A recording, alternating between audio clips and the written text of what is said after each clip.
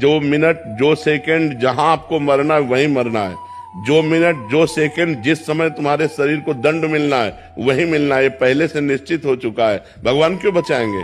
आपने भगवान को पुकारा क्या? आपने भगवान का भजन किया क्या? आपने भगवान की आराधना की क्या? क्यों बचाएंगे? पूरे संसार को छूट दे रखी है। तुम चाहे पाप करो चाहे पुण्य करो, अपने कर्म का फल भोगो या भजन करके भगवान को प्राप्त कर लो, पूरी स्वतंत्रता दे रखी है। अब जो कर्म करोगे वैसा दंड आपको भोगना पड़ेगा। अच्छे कर्म करोगे अच्छा फल मिलेगा, बुरे कर्म करोगे बुरा फल मिलेगा। भगवान को भजो और भगवान की शरण में हो जाओ, फिर भगवान जिम्मेदारी ले लेते हैं। देखो भगवान बहुत बड़े हैं, बहुत गंभीर हैं, अगाध समुद्र हैं। आपको आपका जीवन दे दिया, आपको बुद्धि दे दी, आपको कर्म क्षेत्र दे दिया।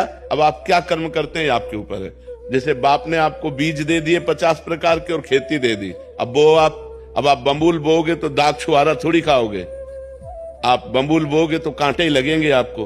तो आप इस कर्म क्षेत्र में पाप कर्म कर रहे हैं, मुर्गा मुर्गी खाना, भ्रूण हत्या करना, पाप आचरण करना, व्यभिचार करना, और जब इनका फल आएगा तब कहोगे देखो बहुत अच्छा आदमी था और उसको ये दंड मिला। आज अच्छा है लेकिन कल उसने पाप कर्म किए तो उसको भोगना पड़ेगा कि नहीं भोगना पड़ेगा?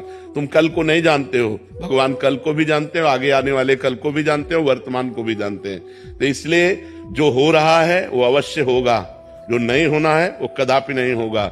हम अपने आचरणों को सुधारें, आगे हमारा जो समय आने वाला है वो मंगलमय हो जाएगा।